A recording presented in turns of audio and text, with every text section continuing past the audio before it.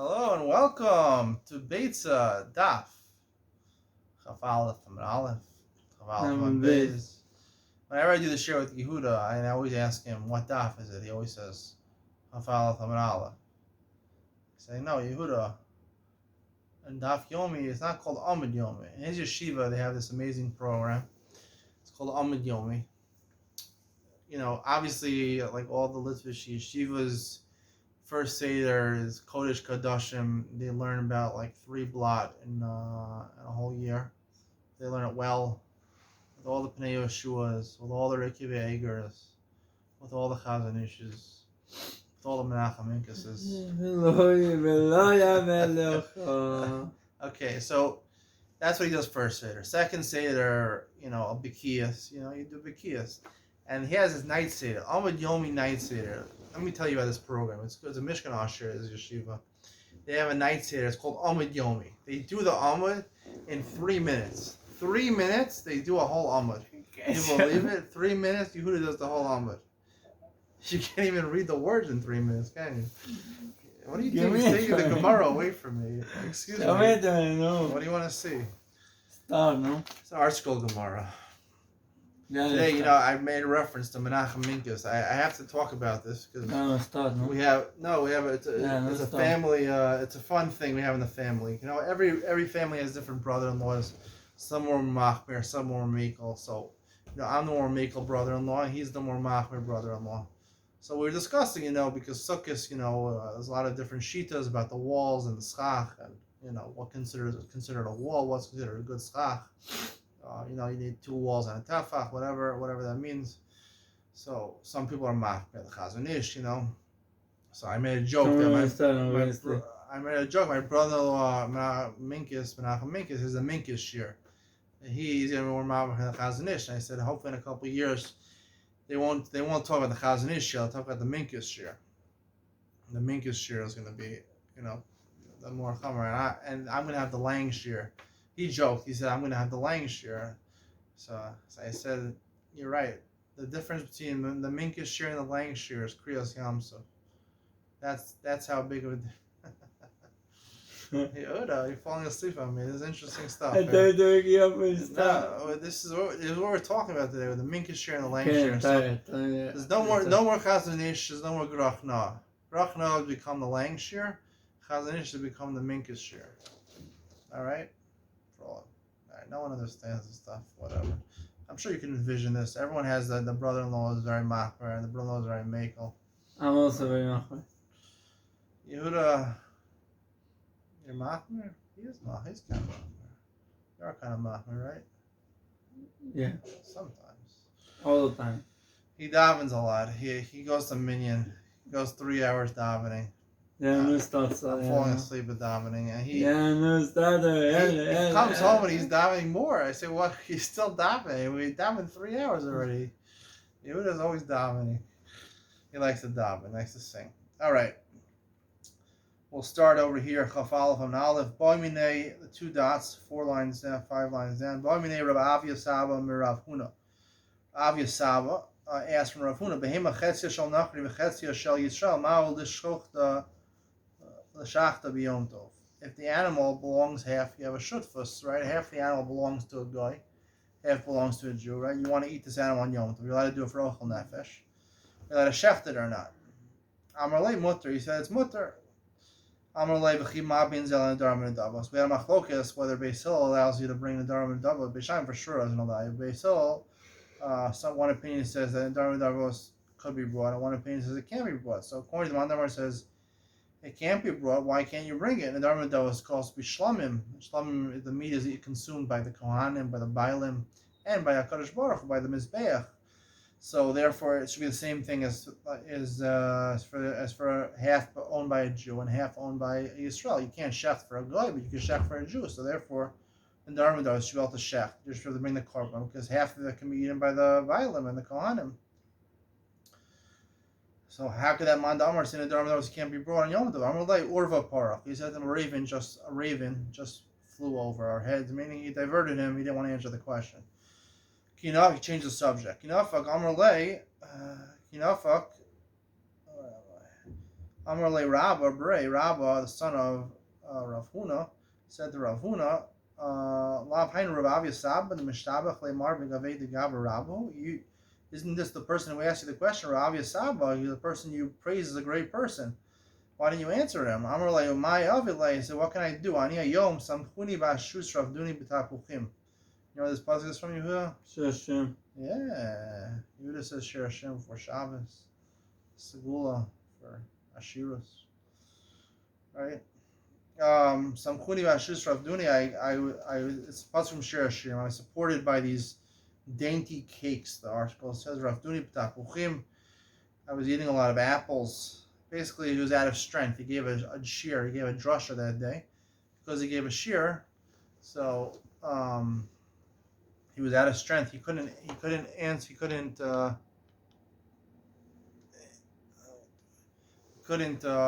the question. He didn't have the strength to give him the question. By the time he asked me something which needed an explanation, I didn't have the koach to give him an explanation. And the time I'm lying. The more I asked, what is the reason? What's the chiluk? If you don't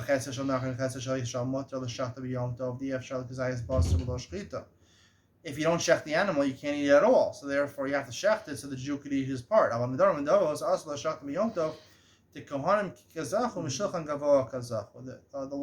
by a korban shlamim is that really when you're makriv of the korban shlamim, you're makriv of the whole thing to Hashem. And then after the animal is hukra, so then you can take from the shulchan kavod, you can take from Hashem's part. Hashem allows you the kohanim and the bailim to share with him, but really it's only for Hashem, and therefore it would be a violation of lachem below legavoa. That's the answer. Amar Rav Chisda behema chetzer shel nachri chetzer shel mutar shachta b'yom tov yef shel gzayis basar lo shchita.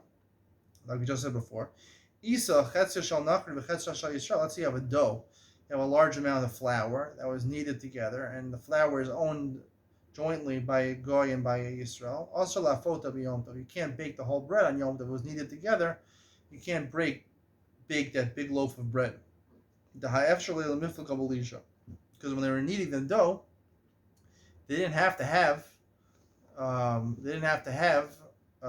together. They didn't have to have one loaf of bread. They could have split up the half of the goy and half of the Jew, and because they didn't split it up, so therefore it's considered to be a violation of lachem v'lo legoy kusi. Meisi Rav Chana bar Chanila Isas Klavim. I don't see you, Yehuda. Come, join the picture. Join the shir. Yehuda is my favorite Talmud.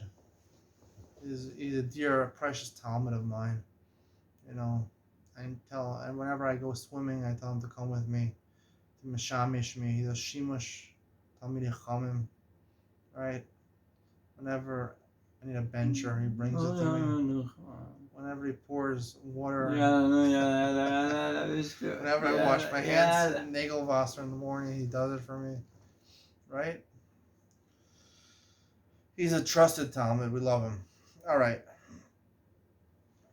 So the Gemara says, Meisar of Chanam Chanila, Isas Klavim is Man Sharon Oakland and Menachayeves Bachala, Umarvin Ba Mishapin Ba. Then they used to have a dough which they made for dogs, primarily for dogs. They put a lot of bran in there. There was flour, but a lot of bran. The kernel of the grain of the wheat kernel has 3 parts. You know what the 3 parts of the wheat kernel are? They're called the germ, the endosperm, and the bran. The bran is what they keep. They keep all 3 in whole wheat bread. I think just white bread is made out of the endosperm. The germ and the bran are taken out. But when the bran is considered very healthy, but it's also hard to digest. So when you put a lot of bran in the Isa, extra amount of bran, it was usually reserved for the dogs to eat. But if it's edible by the shepherds would eat it, even though regular people wouldn't eat it. Shepherds, they didn't have so much food to eat. So if it's edible for the shepherds, that dough is now chayav and chal. It's considered edible for people. Like you use it for an eirvei chatzeros or shitufim abuos. And you can make a birchas hamotzi. You can make a zimun on it. Benefits be Yom Tov, and you can bake it on Yom Tov. Adam Yosef Yidich Pesach. You can be Yosef with matzah with this dough. You could have separated the part for the dog and the part for the person, for the roim. And then because you can't bake for a dog, it's lachem v'lo leklovim. So the Gemara says shiny isas klovim hol ve'efshar lefaisam and avela. Since it's possible that you could persuade the dogs not to eat this isa, you just give them avela, give them a carcass of non-shechted animal. So then you have the dough all for yourself. So then it's all potentially roy for people. So therefore, it's not lachem v'lo leklovim. Mislay hoil, does he hold of hoil? After lefaisim and avela, mislay hoil, the Rav Chisda hold the hoil of Aid Marauf and Yom Tov the chol. Someone who cooks, who bakes from Yom Tov to chol. Right, he bakes on Yom Tov for tomorrow, like today it was Yom Tov here in Israel. He planned on baking for tonight, for Moshe Yom Tov. Rav Chisda Rav Chisda says he gets malchus for doing such a thing. Because you can't bake, you have to bake only ochel nefesh for today. Rabba Amar ain't no loke, he doesn't get malchus. We don't subscribe to this view that since gas could possibly come, even though he's baking it for tomorrow, but potentially it could be used for today because guests could come and he could serve it to the guests before Yom Tov is over. So therefore, it's chazile. Rabba Amar ain't a loker. Amrin and hoil. He say hoil.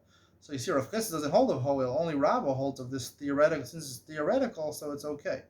Elohim a whole afshar elakigon the islay and avail divided afshar lefaisam. In this case, where we said that you're allowed to bake this isa klovim on Yom Tov, when the Rome eat it, is talking about where you actually have meat to give to the dog. So therefore, it's not roy. It's actually a real reality right now that you can give them meat, and therefore the whole thing is lachem and not for the klovim. The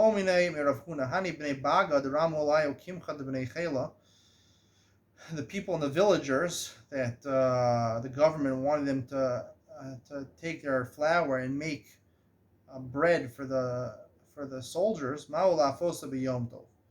Are they allowed to bake it on Yom Tov?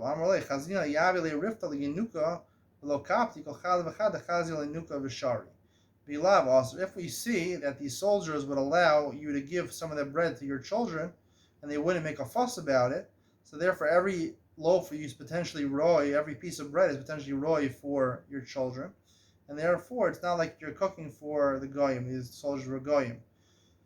Tanya, is this true? Shimon from Taiman, from Yemen. Okay, that's my pshat. Shalom ba emesh the Beis Medrash. He didn't come yesterday to the Beis Medrash. B'shachris masor Yehuda and Bava. Yehuda, you're falling asleep on me? Come on, it's not that boring this year.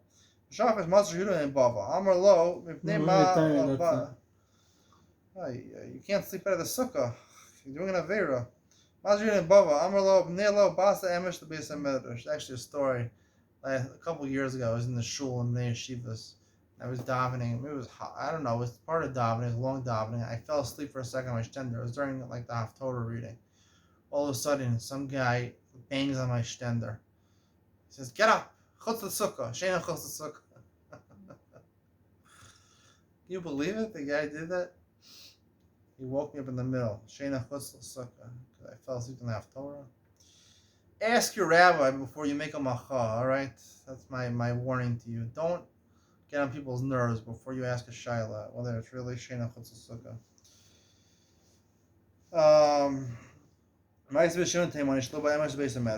Yehuda ben Bava found him.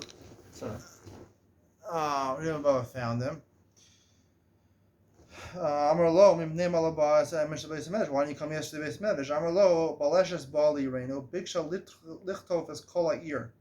An army came to our city and they wanted to steal everything from the city. V'shachanu lem egel v'hechilanum patronum l'shalom.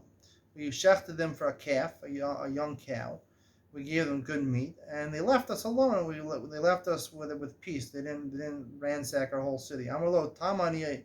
You might not have done the greatest thing. Your scar that you were marviach, that you benefited, that the whole town wasn't ransacked, you might have lost out. The Torah says you cook for you, but you can't cook, you can't shecht for goyim. According to what we were just saying before, right? Since potentially you could give to your children the meat, so it's potentially not considered lachem l'goyim, it's considered for you. Amar Rav Yosef. Egel treifa. You couldn't have given it to your children because the egel was a treifa, which is not kosher meat. You can't give it to your kids. But you can give the treifa to your dogs. So the Gemara says tonight. That's a machlokas tonight. Machlokas tonight whether lachem allows you to cook for your dogs or not. The Sanya, we're going to have the machlokas here. That's the pasuk. It says l'chol nefesh, any living being. I might think not only does it include people, it includes animals also. My dogs. If you kill an animal, you have to pay for it. Let's talk about the nefesh of an animal. Talmud lomar lachem. Lachem v'lo l'klavim. Lachem for you, for people, and not for dogs. Rabbi Kiva Omer afilu nefesh behema masher. Rabbi Kiva argues, he holds lachem does include animals. Imken matam lomar lachem. So why is it lachem only for you? Lachem v'lo l'klavim. Lachem just comes to exclude goyim. You can't cook for goyim. You could cook for your dog. So my is the rabbis saklavim, the hotzias of the chavim. Why is it that Rabbi Akiva excludes ovdei kochavim but allows you to do it for klavim? Mar b'aniyas saklavim shemezonos alecha. Klavim, at least you have to feed them. They're looking to you for their nourishment. Umotzi aniyas ovdei kochavim she'em mezonos alecha. Goyim, their food is not upon you. They have to feed themselves. They're not taking stock, presumably. They can feed themselves. Therefore, you don't have to provide for them. So that's why Rabbi Kiva says, Lachem v'lo la'ovdei kochavim. So anyway, this Manda Amru says he made a mistake, held that also Lachem included the klavim, and the one who said it was okay said Lachem v'lo only the hold on a second.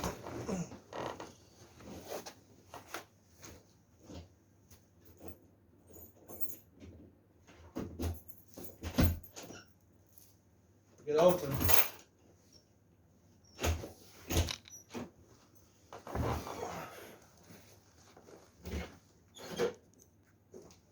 Okay, sorry for that pause. So the Gemara says 2 dots. Amar lei Abai Rabbi Yosef. Rabbi Yosef aglili damar lachem lo klavim. According to him, who says that lachem even includes you can't do a ochel nefesh for your dogs. We have pits, right? You eat a peach, right? You have a pit from the peach left over. How could you give it to your dogs? Right? It's food which is fit for the consumption of animals, but not fit for the consumption of human beings. So it's muksa l'klavim. So if you hold ochel nefesh, you can't do for klavim. So muksa would also apply if something's only roy for klavim. So just like we don't allow ochel nefesh for klavim, we wouldn't allow muksa for klavim. So the Gemara says, no, really, it is roy for people because you could use it to put in your stove to cook food with. That makes sense with peach pits which are dry. What about moist ones that are wet? They're not going to burn. If it's a big fire, they will burn. On Yom Tov, fine, you can use them. You can throw it to the dogs because it is not muksa. But on Shabbos, right, where there's no concept of ochel nefesh, you can't burn something. You can't make a fire in order to cook something. So what are they roy? What are they roy for people for? So the Gemara says what you do is on Shabbos you can actually, when you're eating them, you can put the pit on bread after you're finished with them, and you carry the bread, and which is tilul min asad. Because Shmuel holds that you can do anything with pas, even you can ruin it, even if it's disgusting. You put a peach pit on bread, you're allowed to do that, but you're allowed to do whatever you want with bread. Pliga the Rabbi Yeshua ben Levi. What we said before about this dispensation that you're allowed to cook for on Yom Tov, or you're allowed to shech something on Yom Tov because potentially for the goyim, because potentially they can give the food to your children, argues in Rabbi Yeshua Levi. Rabbi Yeshua ben Levi is you're allowed to invite goy to come to you, eat by your house on Shabbos. You can't invite a goy to come to your house on Yom Tov to eat with you. This is very applicable halacha if you're in the business world. You can't invite him to a meal on Yom Tov because since you can cook, so we're afraid you might be extra nice to the guy and you'll cook for him and you'll violate lachem v'lo l'kusim, lachem v'lo l'ovdei kochavim. Rav Acha Bar Yaakov Amar afilu b'Shabbos nami. He says even on Shabbos you can't invite a guy to your house or a meal. Mishum shirei kosos, because It was common. I don't understand this exactly. Apparently, they dipped their bread in the wine or something like that. It was disgusting at the bottom of the wine, so it became muksa in their glasses. So you're not going to have glasses, and then your Jewish servants are going to take away the glasses. They're going to violate the laws of muksa.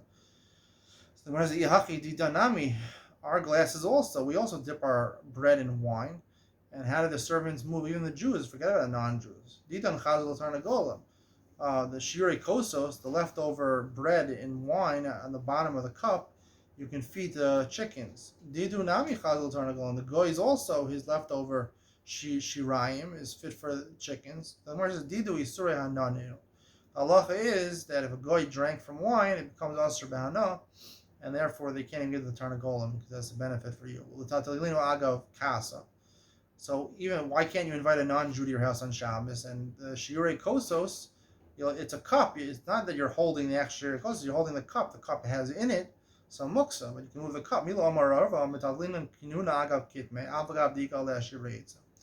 have an ashtray, right? So you're allowed to move the ashtray as long as it has ashes in it, which were made before Yom Tov and therefore prepared, like we said in Daf Ches, to use for all your srachim.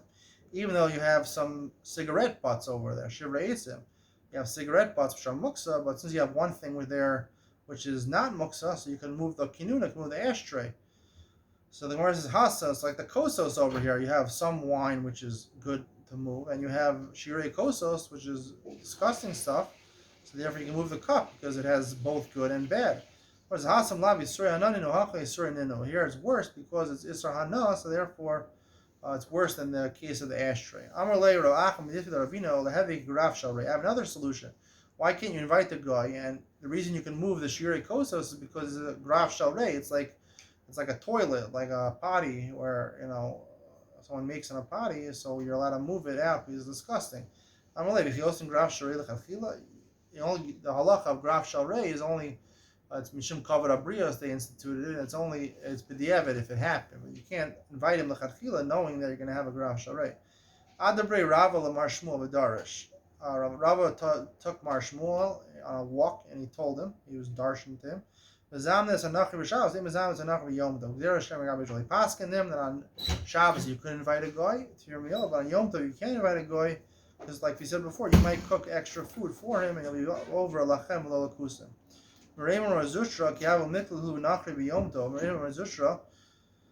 When a guy would come to them on Yom Tov, Amru like inichalach lemai the trichalan muta v'lo taricha yisera daita didach lo tarchina. As long as you say to the guy, this is an Beitzah, a way to allow you to invite a guy on Yom Tov. If you say to the guy first when he comes, if you'll be satisfied with what I'm matriach for myself, then good. And I'm not going to be matriach myself extra for you. So once you say the verbally, so we're not afraid anymore that you're going to be marbi b'shvila, you're going to cook extra food for the guy. Mishnah. You can't heat up water for your feet, to wash your feet, unless they're actual drinkable water. It's raw to drink, and some people say you actually have to drink it. Beitzah allows you to do this because, like you said, there's a concept of mitoch. Just like we learned Daf Yud Beis, mitoch shehutra l'tzarach huchanami shelo l'tzarach. So you're allowed to ochel nefesh. You're allowed to heat up water. You do havara. You're allowed to cook, boil water to drink. It's ochel nefesh. But Beitzah extends that allowance to even mitoch, to say even things which are hanas haguf, in order to wash your feet. Beit Shammai doesn't hold of mitoch. The end of the Mishnah says, a person can make a bonfire, a fireplace, and can warm himself up next to the fireplace. The Gemara is going to discuss who says this. This last part of the Mishnah, who is the author of this? Divrei Akoli. Is Beit Shammai part of this? And really we'd have to make a chiluk in Beit Shammai that says when you're heating up water just to wash a foot or to wash your hands. So that's one aver, that's one part of your body. So that you're not allowed to do that. We don't say mitoch. We would say mitoch for hanas kol gufo. Your fireplace heats up your whole body. O dilma beisila kasani la beishamai lo shani lo. Really, the Sefer, the Mishnah is also Beitzah, and Beit Shammai doesn't agree with it. Tashma Beit Shammai only yasa the madura Yischam Kenegda Beis Hillel Matir. So we see from this Beitzah that actually Beis Shammai disagrees on both things, and whether it's a hana for one area of arm or hana for all of your whole body, they still don't say mitoch and don't allow you to do this. Should be noted, you're only allowed to, according to Beis Hillel, they say mitoch for panav yad of raglav. This is what the poskim say. The Tosfos says this, but you can't heat up water, take a shower on Yom Tov. Why not? Because it's davar shava l'chol nefesh. Not something which is shava l'chol nefesh. The Gemara in Ksubos talks about something which has to be a sorech. If you want it to be a sorech, that's allowed by mitoch, something that most people would need. Most people don't need to take a shower on Yom Tov. I don't know. It could be there's other people that argue. I think the Rambam learns only the Rabbanan for Kol Gufo. There are posts nowadays who allow you to take a shower on a 2-day yontiv. 2-day yontiv. Most people take showers every other day. That's what my grasp on reality is, that most people shower every other day. I personally shower every night. I like taking a shower every day. Most people make a good attempt to take a shower every other day. How often do you shower, Yehuda? Once a year. Personal question. Once a year. I'm sure you shower once every other day. Some people shower twice a week. I don't know. Some people shower once a week. 3 times a day. There are people that shower a couple times a day. Yeah. If I was like playing sports or something like that, and I was getting worked out, I would take showers 2 or 3 times a day. Easy. I don't do too much exertion, so I take a shower once every day. All right, the Mishnah. Shlosha dvarim Rav Gamliel machmer k'direi Beis Shammai. There's 3 things Rav Gamliel is machmir, like Beis Shammai. Ein tomnes acham lechila b'yom tov. You can't insulate water on Yom Tov for Shabbos. It's talking about without an erev tavshilin. Ein zokvenes menorah. If a candle fell b'yom tov, you can't pick up the candle. Ein ofen pitin grisen ela rukikin. You can't bake big, thick breads. We'll see the problem with this. You can only bake wafers. Amar Gamliel mimein shal beizah lo you ofen pitin grisen ela rukikin. He said, from the times of my father, that's all they would do. Only make wafers, not big, fat loaves of bread. Amar lo manas la beis avicha. They said to him, what should you do at your father's house? Should you machmir al atzman? When they were machmir themselves. And makil and kol yisrael, they'd be makel for everybody else. They also often pitin grisen v'chararin, to make these fat breads and fat cakes. They would allow them to make them, so you can't ask everybody else. Heichi dami, what's the case? The case of erev tavshilin. Ida anach erev to insulate water from Yom Tov to Shabbos. Ida anach erev tavshilin. If he made an erev tavshilin, my time at the Beis Shammai. What's the reason Beis Shammai asers? Ida lo anach erev tavshilin. If he didn't make erev tavshilin, my time at the Beis Hillel. What's the reason Beis Hillel matirs? Amar Rav Huna lo olam emolach shelo hiniach erev tavshilin. He didn't really make an erev tavshilin. No k'tei chayiv sharle rabbanan. Special dispensation. We're finding this out now that even though you didn't make an erev tavshilin, you're allowed to do the bare minimum that you need for Shabbos. Rav Huna l'tamei. Rav Huna is according to his own reasoning. The Amar Rav Huna mishlo hiniach erev tavshilin. Often lo pasachas. Often lo was not they cook for him. He could even cook for himself 1 loaf of bread. He could cook 1 pot of food. And what else could he do? You could even light a candle from Yom Tov to Shabbos. And they say you could even fry a small fish. Tanya Namiyachi, a brisa like this, you can bake 1 loaf of bread. You can insulate 1 pot. You can light a candle. You can heat up a urn of water. Some say you could even fry a small fish for him. So this is the opinion. This is the halacha. Even if you didn't make an erev tavshilin, they allow you to do even without an erev tavshilin. Everyone should have a good Chol Moed Sukkos. Enjoy your Simchas Beis Shoeva. And I hope to see you next year at my Simchas Beis Shoeva.